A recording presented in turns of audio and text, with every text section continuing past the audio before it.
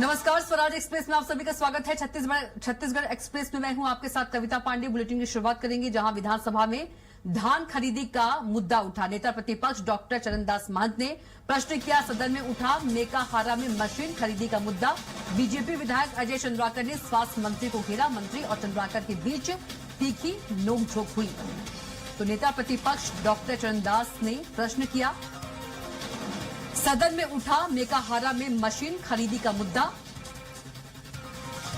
तो आज छत्तीसगढ़ विधानसभा कार्यवाही का चौथा दिन है और आज चौथे दिन विधानसभा में धान खरीदी का मुद्दा उठा। नेता प्रतिपक्ष डॉक्टर चरणदास महंत ने प्रश्न किया, सदन में उठा मेकाहारा में मशीन खरीदी का मुद्दा। तो विधानसभा में धान खरीदी का मुद्दा उठा और सदन में उठा मेकाहारा में मशीन खरीदी का मुद्दा।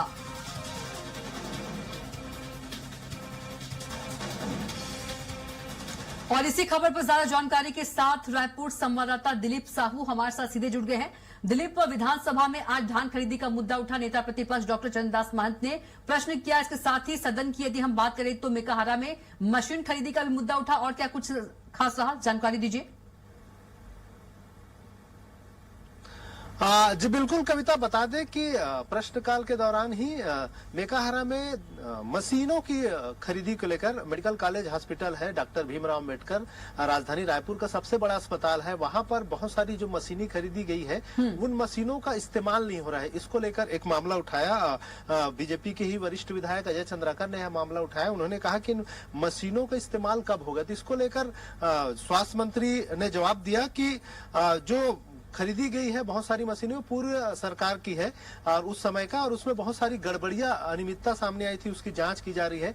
जांच के बाद ही फिर इन मशीनों का जो काम है वो शुरू करवा दिया जाएगा। हालांकि इसको लेकर वरिष्ठ विधायक अजय चंद्राकर और स्वास्थ्य मंत्री श्याम बिहारी जायसवाल के बीच काफी नोकझोंक भी हुई। उन्होंने लगातार सवाल उठाया और उन्होंने कहा कि सरकार को 2 साल हो गए, ऐसे में तमाम चीजों को दुरुस्त कर लेना चाहिए और जो दोषी उन पर कार्रवाई हो। और जांच प्रक्रिया और इन तमाम चीजों के चलते जिस तरह से मशीनों का शुरू नहीं किया गया, जिससे निश्चित तौर पे जो गरीब मरीज है उन्हें परेशानियों का सामना करना पड़ा है। वहीं दूसरी शून्यकाल की बात करें कविता, शून्यकाल में धान खरीदी का मुद्दा विपक्ष की ओर से उठाया गया। नेता प्रतिपक्ष डॉक्टर चरणदास महंत ने यह मुद्दा उठाया और उन्होंने कहा कि जिस तरह से पूरे प्रदेश में धान खरीदी के दरमियान जो अनियमितताएं हुई, लोगों के जो रकबा है वो काटे गए, टोकन समय पर नहीं मिला और बहुत सारी अव्यवस्थाएं हुई और बहुत सारे किसान धान भी नहीं बेच पाए। इस मुद्दे को लेकर पूरे विपक्ष की ओर से मामला उठाया गया और इस पर स्थगन प्रस्ताव लाया गया। स्थगन प्रस्ताव को ग्राह्य कर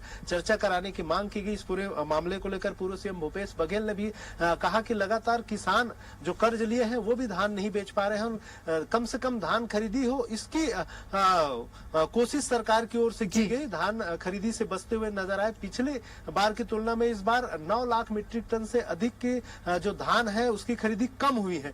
तो ये धान खरीदी का मामला को लेकर इस पर स्थगन प्रस्ताव लाया गया था विपक्ष की ओर से और चर्चा कराने की मांग की गई। हालांकि आसंदी ने इस पूरे मामले को अग्राह्य कर दिया और एक तरह से जो संसदीय कार्य मंत्री और बीजेपी के तमाम जो विधायक है वो कहते रहे कि धान खरीदी प्रॉपर हुई है, सभी का सम्मान किया गया है और किसानों की दाना धान खरीदी गई। हालांकि इस मामले को लेकर सदन में खूब हंगामा हो और विपक्ष ने इस पूरे मामले पर जब अग्राह्य कर दिया गया, चर्चा नहीं कराई गई, तो सदन से वॉकआउट कर लिया गया और पहले तो गर्भगृह में जाकर उन्होंने नारेबाजी की, जिसके वजह से सभी को निलंबित कर दिया गया। फिर वे जब बाहर से निकले तो फिर उनका निलंबन है वो आसंदी ने वापस कर लिया। लेकिन इस पूरे मसले को लेकर सदन खूब गर्माते हुए नजर आया। जी बिल्कुल दिलीप, जानकारी के लिए आपका बहुत ही धन्यवाद।